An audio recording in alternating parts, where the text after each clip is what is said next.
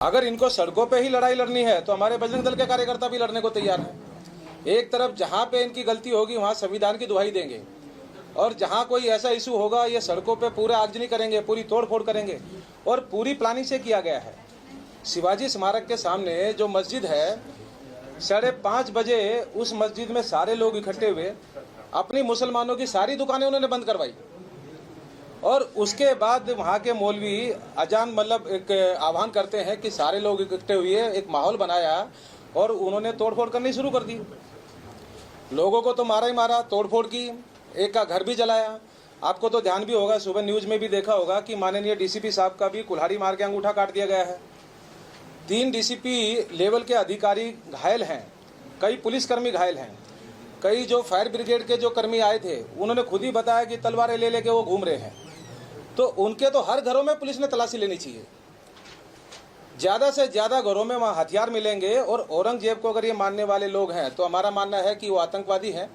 वो ऐसी मानसिकता के लिए हैं कि जो कट्टरपंथी के लिए अपने बाप की बलि दे सकते हैं, अपने भाई की गर्दन काट सकते हैं। ये मानसिकता भारत के लिए खतरनाक है।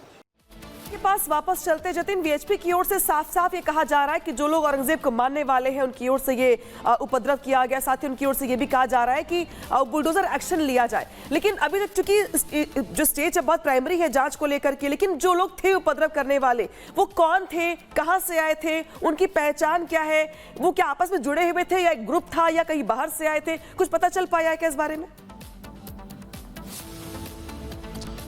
बिल्कुल, देखिए विश्व हिंदू परिषद लगातार ये मांग कर रहा है, लेकिन उससे पहले जो स्थानीय लोग जिनके घरों में तोड़फोड़ की गई, जिनकी गाड़ियां तोड़ी गई, जिनकी गाड़ियों में आगजनी की गई, वो सभी लोग भी बुलडोजर एक्शन की मांग करते हुए नजर आ रहे थे। सुबह हमने कई लोगों से बातचीत भी इस पूरे मामले में की थी, लेकिन अलग अलग थ्योरी है। कुछ लोग कहते हैं कि आउटसाइडर्स आए थे जिन्होंने बवाल किया, क्योंकि इससे पहले कभी भी इस इलाके में ऐसा तनाव नहीं देखा गया। लेकिन जो स्थानीय मौजूदा विधायक है बीजेपी के, वो कहते हैं कि आउटसाइडर्स को आएंगे। यही के कुछ लोकल थे जो कि माहौल को खराब करने की कोशिश कर रहे थे, और यही कारण है कि हिंसा जो है वो की गई। हालांकि जिन 47 लोगों को डिटेन किया गया है वो यहीं के ही रहने वाले हैं, लोकल लोग हैं, उनसे लगातार पूछताछ की जा रही है। लेकिन सवाल अभी यही खड़ा होता है कि 47 लोग सुबह से डिटेन है, उनकी अभी तक अरेस्टिंग क्यों नहीं की गई है। लेकिन एडमिनिस्ट्रेशन का कहना है कि जो सीसीटीवी फुटेज उनके हाथ लगे हैं उस आधार पर जो उपद्रवी दंगाई है उनकी पहचान की जा रही है, जिसमें एक लंबा प्रोसेस है और लंबा समय लगता है। प्रशासन ये भी कोशिश कर रहा है कि बेवजह, यानी पूरी तरह से संतुष्टि के साथ कार्रवाई जो है वो सख्ती के साथ इस वक्त प्रशासन यहां पर कर रहा है। जतिन, बहुत शुक्रिया इस तमाम जानकारी के लिए। उधर नागपुर के पुलिस कमिश्नर ने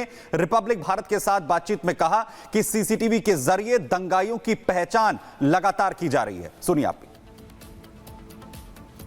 नागपुर कमिश्नर डॉक्टर रविंद्र कुमार सिंघल हमारे साथ मौजूद हैं। नागपुर में जिस तरीके से रॉयट्स हुए उसे लेकर के हम बातचीत करेंगे। सर, सबसे पहले तो आपसे यही समझना चाहेंगे वो क्या अफवाह थी जिसके बाद ये दंगे फैले?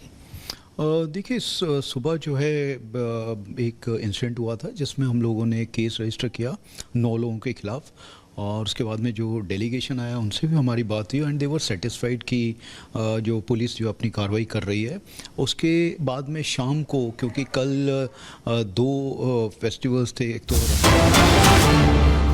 और बड़ी खबर आपको बताएं, यूपी देहली नरसंहार में 3 को फांसी की सजा का ऐलान किया गया है। बड़ी जानकारी आपको दे रहे हैं। देहली नरसंहार मामले में 3 लोग जो इसमें आरोपी थे उन्हें फांसी दी गई है। 1981 में 24 दलितों की दरअसल हत्या हुई थी, जिसमें अब बड़ा फैसला देते हुए सजा जो है वो 3 को फांसी की सुनाई गई है।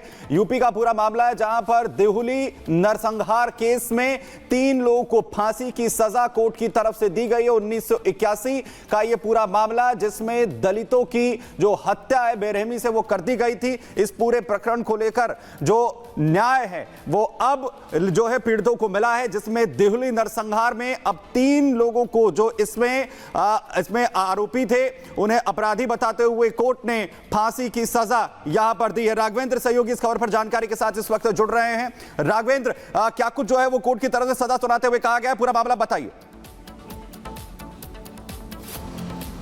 बिल्कुल, देखिए यह मामला काफी पुराना है, वर्षों लग गया, लंबे समय से पीड़ित संघर्ष कर रहे थे, कोर्ट में मामला चल रहा था, लेकिन देर आया लेकिन फैसला पीड़ितों के पक्ष में आया, दुरुस्त फैसला आया। जिस तरह से नरसंहार हुआ था, जिस तरह से वहां पर लोगों की हत्याएं हुई थी, तो उसके बाद जो लंबी लड़ाई लड़ी गई, यहां पर जो फैसला आया है वाकई बहुत ही देखा जाए जो हत्यारे थे उनके लिए तो चौंकाने वाली बात रही है, लेकिन जो पीड़ित है उसको न्याय का एक आभास हो रहा है, क्योंकि लंबी लड़ाई करते करते 2 दशक बीत गए थे। लोगों की उम्र जो है वो काफी मतलब देखा जाए तो अगर कोई युवा कोर्ट में अगर लड़ रहा है तो वो इस समय वृद्धावस्था की ओर चल पड़ा है। इतना लंबा एक संघर्ष लगा, लेकिन कहीं न कहीं ये जो बड़ा निर्णय आया है यह उन लोगों को खुशी देगा जिनके घर के परिजन अपनी जान गंवाए थे, जिनके साथ इतना निर्दयपूर्ण बर्ताव किया गया था, नरसंहार किया गया था। आज उनको न्याय मिला है।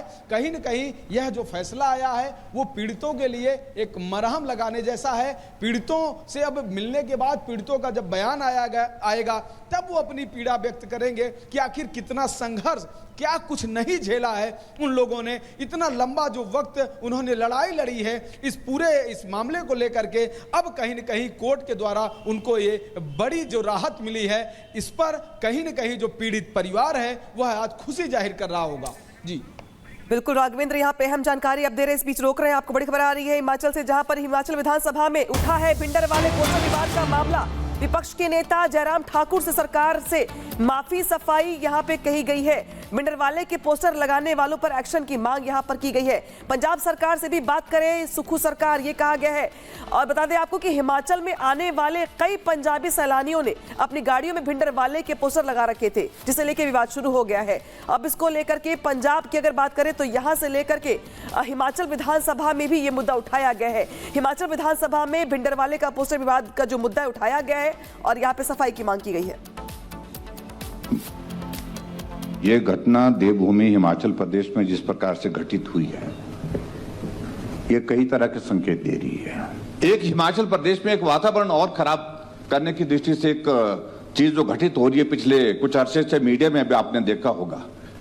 हमारे पड़ोसी राज्य के नौजवान हिमाचल प्रदेश में आते हैं, उनका स्वागत है, लेकिन जिस तरह से हुड़दंग यहां पर मचा रहे हैं, जिस तरह से भिंडरवाला का फोटो लगा करके वो अपने वाहनों पर, गाड़ियों पर झंडे लगा करके उनके सम्मान में बातें कह रहे हैं, और जब उनको रोका जा रहा है तो वो कानून व्यवस्था की धज्जियां उड़ा रहे हैं। नागपुर में कल के पथराव के बाद से नागपुर नगर निगम के ट्रक में पत्थर भरकर ले जाए गए। आरोप है कि दंगाइयों की तरफ से ये पत्थर दरअसल इस्तेमाल किए गए और हमला जो है इनके जरिए ही किया गया। जो तस्वीरें सामने आई थी वो ये तस्वीर देखिए, जिसमें आखिर कैसे उन पत्थरों को नगर निगम की तरफ से इकट्ठा किया गया है और एक ट्रक में भरकर ले जाया गया है। और अंदाजा आप इसी से लगाइए कि आखिर कितनी जो है वो भारी भरकम मात्रा में इन पत्थरों को लेकर उपद्रवी पहुंचे थे, जिसके बाद जमकर पथराव किया गया, हिंसा जो है वो फैलाई गई, पुलिस पर पथराव किया गया, गाड़ियों में तोड़फोड़ की गई, घरों पर पत्थर फेंके गए। और आज नगर निगम की जो टीम है वो ट्रक लेकर पहुंची और इन पत्थरों को